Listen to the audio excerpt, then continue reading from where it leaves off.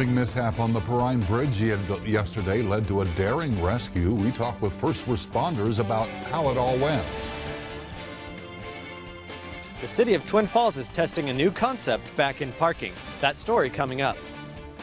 Breaking news alerts, top stories, and your weather authority forecast. With Joe Martin and Amy Burnett, this is Idaho's First News at 6. Well, we now know the name of the base jumper who got hung up on the Perrine Bridge yesterday. Thanks for watching the news at 6, everyone. I'm Joe Martin. And I'm Amy Burnett. A gust of wind caught 26-year-old Carla Jean Siegel's parachute yesterday afternoon at around 5:30, causing her to become entangled. This forced the closure of northbound lanes of the bridge for some time. Ariel Harrison for Idaho's First News talks with first responders about how they were able to bring her to safety.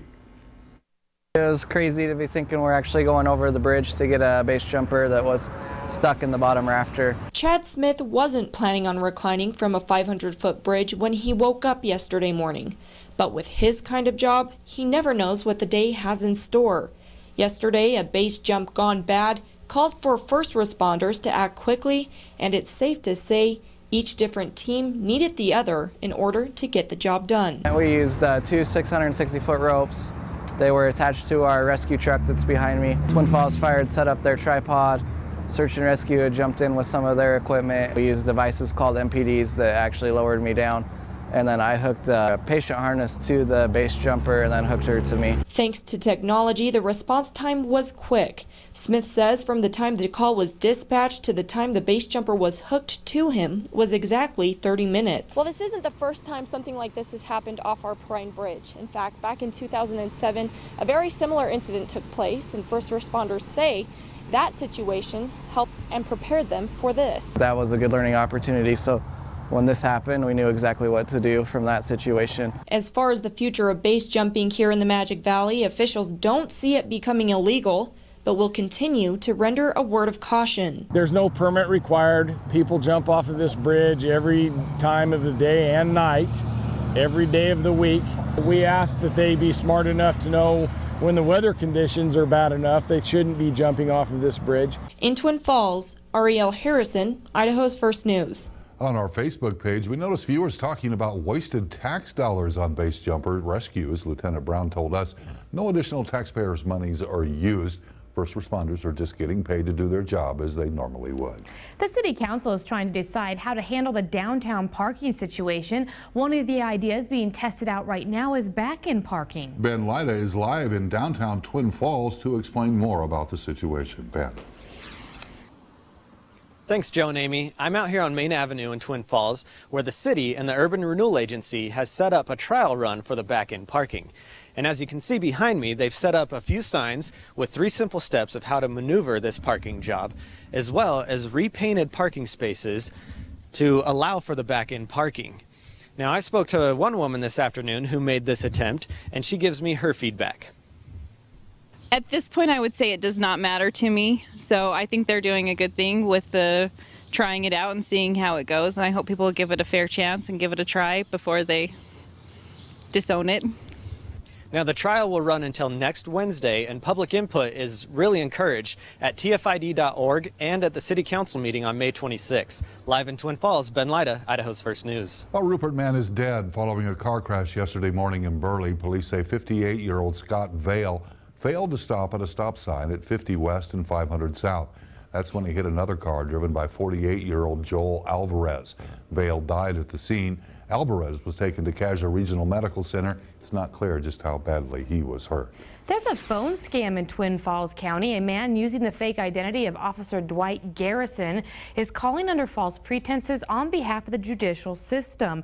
The scammer is saying there's a warrant out for your arrest and a fine that goes along with it, among other things. Twin Falls County Jury Commissioner Jerry Woolley explains. An officer from Twin Falls County calling them, telling them they failed to appear for jury service, they've signed some kind of certified letter, there's a warrant out for their arrest. We do not have anything going on like that. There is no warrant for any juror in Twin Falls County for their arrest. It is a total scam. Sometimes they go into wanting money for some type of bond. Sometimes he never gets to the point of money. She reminds you not to give out any personal information or any money. She also says that the caller has actively used the county number 736-4040 and cautions that he sounds legitimate. The sheriff's office is actively pursuing the information they do have to track down Dwight Garrison. Idaho lawmakers are heading back to work next week for a special session regarding a child support bill. More than $40 million in federal funding for child support is at stake. A bill passed the Senate but got hung up in a House committee before the regular session ended. Governor Otter then called a special session, his first in 3 terms. It's worth going into special session to ensure that those payments continue to be collected for children in Idaho who parents have separated and one or the other owes child support. The special legislative session will begin Monday the 18th at 8 in the morning. It's only expected to last 1 day. A new amendment to a legislative bill could increase truck weight limits here in the Gem State, and Idaho is on its way to becoming a leader for ag technology. Joey Martin has those stories in this week's Grow Southern Idaho. This Grow Southern Idaho segment is brought to you by AgWest Distributing. Is the Gem State becoming the new Silicon Valley of the ag sector? According to the Idaho Department of Commerce Director Jeff Sayer, the state has the tools to do so, but some big things need to happen first. In 2014, the venture capital market put $1.8 billion into agriculture technology. Sayer says there's a lot of expertise in the technology and agriculture sectors in Idaho. From unmanned aerial vehicles soaring over Idaho farms to big data technology at state universities, the tools are there, but bringing them all together is the key. Right now, this is just a dream, but if the state is able to pull all of these sectors together, Idaho could become the leader in agriculture technology across the nation. A new amendment to a bill could establish a common maximum truck weight limit for 14 western states. The Western States Transportation Alliance is promoting uniformity in transportation regulations, backing a planned amendment to the Federal Highway Reauthorization Bill. The amendment would rescind a federal freeze on state-specific truck weight limits on interstate highways, and would cap standardized weight limits at 129,000 pounds. Currently, Idaho's maximum weight limit is 105,500 pounds, though that was recently raised to 129,000 on certain designated state routes. If the amendment is approved, it would give Idaho industry uniformity when shipping to neighboring states. For Grow Southern Idaho, Joey Martin, Idaho's First News. All right, time now for our first look at weather with Brian Newdorf, who's live outside the broadcast center. Brian? Yeah, Amy, it is a nice, fair weather is the best way to describe it. It's a little bit of a breeze, and I'm looking off towards the south, and the clouds are darkening up a little bit, and there's some gray skies just off to our west, but overall not too bad. Now let's take a look at radar, and one of the things we've noticed, while we're not seeing a lot in the way of precipitation, we have one little cell just off to our south. That may make its way in here, but overall I think we're going to be doing pretty well as we go overnight. Just a small mention of an isolated shower. As far as temperatures, well, they're ranging from anywhere from the 50s up in the Wood River Valley to still having temperatures in the 60s, considerably cooler than what we were the last couple of days when we were in the low to mid 70s. As far as the winds go, they have been anywhere from about 5 to 15 miles an hour, and you can kind of feel that, but it's not bad, not overly windy. So as we go and look here at your planner for tonight, if you've got activities, whether it's softball or soccer practice or whatever you may be doing this evening, or maybe you just want to grill out, overall shouldn't be too bad. 63 degrees through 7 o'clock. Then temperatures will begin into the 50s for the valleys, 58, 54, and then for the mountains, you're going to see 50s and 40s. But a new system, new upper-level storm system, brings in some unsettled weather that stays with us for quite some time. We will go into more detail coming up in your full weather authority forecast in just about 10 minutes. Local racetracks nationwide are shutting down, so what does that role those tracks play in racing? And then Minico hasn't won a state title since 2009. Can the Spartans overcome the hump this year? Brittany Cooper takes us to Rupert later in sports. Market updates brought to you by Waddell & Reed.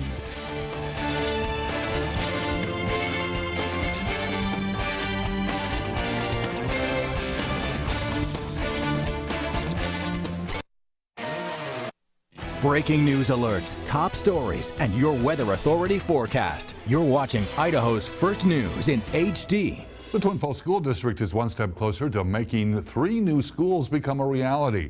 Yesterday, the district sold 8 parcels of land for a total of more than $3.3 million. This number meets the estimate built into the budget projection for the cost of building the new schools. And so since it was actually factored into the original bond budget, this was money that was projected to be spent on the schools. And so the fact that we were able to sell this land, and more importantly, the fact that we were able to sell the land for amounts that that met our budget, was really an important step in the process of building these new schools. One lot still remains to be sold on the Riverhawk commercial property. If you have any questions about the next step in the school district's budgeting process, call the district at the number on your screen. Well, over the last couple of years, local racetracks across the country have been shutting down. Here in Idaho, local racing continues to bring fans to the racetrack. I took a look at the importance of supporting our local home tracks here in this special report. Each weekend, when you tune into NASCAR to watch your favorite driver race in the Sprint Cup Series, they had to get their start somewhere. And many of those drivers got their starts on local home tracks similar to Magic Valley Speedway. When you look at our superstars, like a Dale Earnhardt Jr., Jeff Gordon, Tony Stewart, Casey Kane, Clint Bowyer, all the superstars all of a sudden just didn't show up at a cup race. What they did is they raced at a Magic Valley Speedway, or they raced at their local short track, and then all of a sudden they stood out because they won a lot of races. That's where we all grew up racing. I raced go-karts.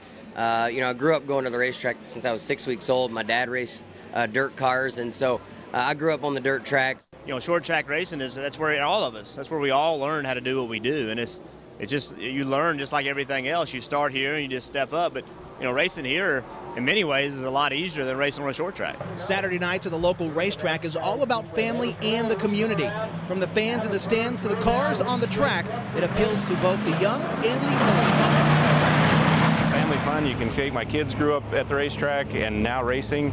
Many families have done the same thing, and even for the spectators just to go out locally. And then the impacts for the community is when traveling series come into town, all the money is spent, hotel rooms, food. So in that way, I think it's a huge impact. I don't know what I'd do without the Speedway being there, and it's just been a blast to go out there every week. When I was racing every week, and it was easy to do because it's local. If there wasn't a local track around, I'm sure I wouldn't have been able to do that, and wouldn't have had a lifetime hobby. A local track, it's a community track. It's all the community. We have many of the community sponsors out here. All the drivers are from around here. Their family comes out, watch them race. This is where it all starts. I believe the future of racing in Idaho is the families. That's why when I bought the track, we started at a junior stinger class, and we have kids 8 years old racing in the Qualities Electronic Junior Stingers, anywhere from 8 to 14. When the economy took a hit, so did the health of local racing across the country. Several home tracks had to close due to poor attendance. I think there's really 3 or 4 stock car tracks in Idaho.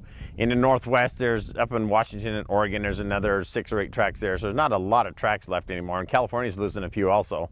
So they are going by the wayside. So it's really important that everybody goes out and supports their weekly short track. It's heartbreaking when you see local tracks shut down, or speedways that you used to race at shut down. It's it's just a real big letdown when places like that go to the wayside. And but it doesn't matter whether it's a asphalt track or a dirt track. It's really important to go out there and support them. In Twin Falls, Brian Newdorf, Idaho's First News. Now coming up on May 23rd will be Idaho's First News Night at the Speedway. And if you're planning on going out this weekend, weather-wise, not too bad. Temperatures 60 degrees through 7 o'clock, 58 and 57 degrees. We will take a closer look at what you can expect more coming up in your full Weather Authority forecast. This is your Weather Authority forecast with Chief Meteorologist Brian Newdorf. Overall weather has been fairly dry today. Not too bad. A little that gray brightness that we had throughout most of your afternoon. And now, as we expected, there were some showers that popped up right along the Idaho-Nevada border, but it is moving northward. So I'm not going to rule out here this evening an isolated chance of a shower that may make its way throughout our region. As you look here at Pinpoint Doppler, though, not real impressive. This is a single site coming out of the Pocatello area. So and I think a lot of this is going to break up before it gets its way into Twin Falls. We might get a breeze. We might see some clouds. That may be about it, but at least a chance of an isolated passing shower is possible. So the one system that brought us all this activity has now made its way into the Panhandle. It is moving its way north into Canada, but we're not done with these upper level storm systems. You know that pattern we had for most of the winter when the jet stream was well to our north, keeping us dry? Well, now we're the opposite, a dip in the jet stream, and that is what's bringing more active weather. Another upper level low is going to form right off San Francisco, and then slowly over the next several days work its way into the southwest. When it does that, we're going to be locked into seeing a lot of unsettled weather across our region. At 65 degrees in Twin Falls, it is 50 up towards Coeur d'Alene, Burns at 56, and we're cool. We're going to stay fairly cool, and we might get back into the 70s tomorrow. But with that moisture coming in with that storm system right off the coast there of San Francisco on California, we're going to see moisture pump in here, so chances in the afternoon of scattered thunderstorms, a few scattered showers. I think tomorrow is drier than Friday, but again, hit or miss type showers are possible. So let's kind of time things out here. 2 o'clock in the morning, there's a few lingering showers, but as we head into your Thursday afternoon, evening, that's when we see some of the areas of showers and thunderstorms pop up. You can see here noticeably dry conditions across the valleys, but still we can't rule out a possible shower. But then 7 a.m. on Friday, we have showers around the region, and those showers and thunderstorms will continue throughout the day, off and on, so it'll be hit or miss. I don't think we're going to see a lot of rain over the next couple of days, but ranging anywhere from maybe 1/10 of an inch in some spots to potentially 3/10, and hopefully we'll actually see that here in the Twin Falls area, where we've picked up over the last couple of days about still measuring them in the hundredths of an inch. As you look here at temperature-wise, we'll be in the upper 60s. I think we can hit 70 tomorrow, 62 degrees in Haley, but then we get a bit cooler going into your Friday and Saturday, where temperatures will be a lot of low 60s around the region. 61 Twin Falls, Jerome 57, 54 degrees in towards Haley. So here's your forecast for tonight. Variably cloudy, maybe a passing shower, 40 degrees. 44 degrees in the Magic Valley, again a passing isolated shower, can't be ruled out. And 41 for the Minnecaja region, and variably cloudy. For the Wood River Valley, sun, clouds, some scattered showers, especially in the afternoon. Temperatures ranging from the low to mid 60s. For the Western Magic Valley, towards the afternoon, one of those showers are possible. 74 Hagerman, 70 degrees in Jerome. For Twin Falls County, that's when we in the afternoon, isolated passing shower or storm. A lot of dry time though. 72 Twin Falls, 70 in Murtaugh.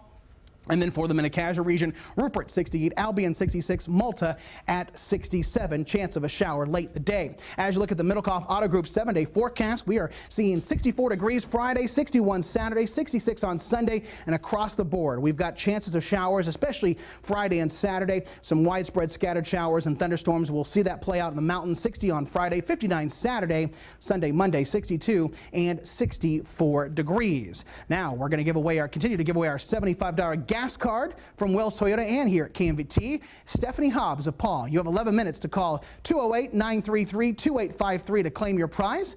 And again, that number is 208-933-2853. And good luck. Brian, you never call out my name. Time now for a check of sports with Brittany Cooper. What do you got for us? Or mine. It's really unfair. A volleyball player who made a name for herself in the Great Basin Conference is moving on, and she'll be following in the footsteps of a relative. That's coming up next in sports.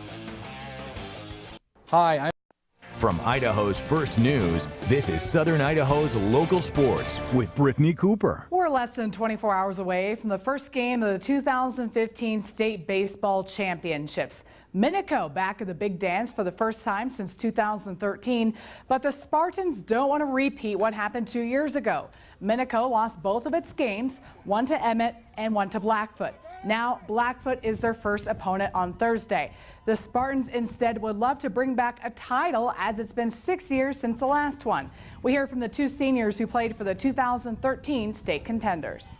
This year we showed that we can battle back from adversity and when we're down, which my sophomore year I feel like we're usually winning most of our games, and then at state when we were down, that it was just kind of a weird experience for us. And I think now that we're mentally stronger and we pick it up in the later innings, and we've been able to come back in a lot of ball games and win a lot of ball games.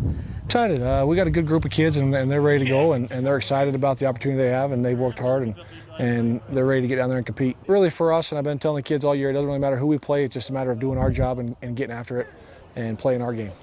The Spartans left for Boise this afternoon and play first thing in the morning at 10. The site is Bishop Kelly High School. Let's head south to Burley, as a volleyball player who found success in the Great Basin Conference this year is actually following in the footsteps of her sister. Bryn Bowers is headed for Moses Lake, Washington to play at Big Bend Community College. Her older sister Brooke is graduating this June and will head for BYU, Idaho. Now Brooke will hopefully dominate in the world of intramurals over in Rexburg. As for Bryn, she played 3 years in the varsity squad at Burley, earning all conference honors and participating in the All-Star game. Bryn explained how she ended up choosing Big Bend. I went up there to try out. They did not have a coach because their coach had just passed away. So I just kind of tried out with not knowing who the coach was and just went like based my experience off the girls. This year alone, we had her in the middle. She started off playing middle blocker. Then we moved her to the outside, had her passing, relied on her to play defense at times. So we had her going all different places, and so she's very flexible. The one thing that I love personally about a coach is she's very physical on the outside. I mean, she's going to hit that ball, and she's going to hit it a million miles an hour. So we really wanted physical presence out there, and she delivered. As for the Bobcats, Coach Kanakoa says they might struggle next year to lack of experience playing varsity. Burley, though, could make some noise in 2 years or so. 2 CSI sophomores are taking their game to the next level. Softball stud Shea Ibram is head for West Texas A&M, a D2 school that won the national championship last year. The South Jordan native embedded her name in the CSI history books, ranking second all-time in home runs with 36 and third in RBIs with a whopping 142. Sheets will take her game to Utah State University and compete in the Mountain West. The Moab native hit the most triples in Lady Golden Eagles history and second with 49 stolen bases. We'll be right back. Crowds pretty. Breaking news alerts, top stories, and your Weather Authority forecast. You're watching Idaho's first news in HD. The Sun Valley Wellness Festival is coming up on May 22nd. The weekend festival features over 40 speakers on topics ranging from health to spirituality to organic farming. This year, the festival is excited to host numerous speakers who have been featured on Oprah's Super Soul Sunday. Mark Nepo is speaking about how to live a more soulful life on Sunday the 24th. He traveled around the country with Oprah over the past year, sharing the same message. You have all these experiences and learn so much over the weekend that you are kind of let down when Tuesday comes around and you can't be there anymore because you've had so much fun, you've laughed, you've met new people, you've learned something about yourself. Best-selling author Elizabeth Gilbert is the keynote speaker on Friday the 22nd. She is best known for her book, Eat, Pray, and Love. To learn more about the Sun Valley Wellness Festival and to purchase tickets, go to sunvalleywellness.org. Warm weather is here, and with outdoor adventure comes a new set of rules for making sure your car is equipped to take you along for the ride. Abe Abramson of A&J Auto Repair suggests you make a checklist. Make sure your tires are inflated and have good tread on them. Check your coolant levels. Batteries are a concern during extreme temperatures. Whether hot or cool, it can fail more frequently. And as always, make sure your oil is changed. Next thing you want to check is your air conditioning, the belt actually that runs your vehicle, the serpentine belt. Most vehicles, the serpentine belt runs the water pump. If the belt breaks, it can cause the engine to overheat, leaving you stranded on the side of the road. First and foremost, make sure your car gets serviced, and an inspection can reveal any problems you might not be aware of as you head into the summer months. Your news at 6. We'll be right back. Welcome to The Minnesota Zoo is now home to a group of animals who are considered critically endangered. A new exhibit featuring Hawaiian monk seals opens on Memorial Day weekend. There are less than 1,100 of them surviving in the wild off the shores of Hawaii. These seals are much larger than the harbor seals you may have seen at other zoos or aquariums. They are about 7 feet long and weigh about 500 pounds. Ooh, that's pretty good size. Hopefully they can help with the breeding process. Yeah, hopefully they can. That'll do it for now. Thanks for watching. We'll see you back here tonight at 10. Have a great evening.